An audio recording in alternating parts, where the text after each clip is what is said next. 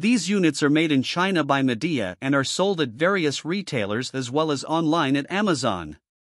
The units use R410A refrigerant, which is not as environmentally friendly, but they are backed by an average guarantee. The KSTH models feature electric heating as well as cooling with a 10.9 EER efficiency. They have 3 fan speeds as well as eco and sleep modes for energy savings and a temperature sensing remote control for enhanced comfort. They are rather loud with a 63 decibel sound level that is above normal conversation. The KSTA models are for cooling only with a 12.1 EER efficiency, and they are much quieter with a sound level more like that of the hum from a refrigerator.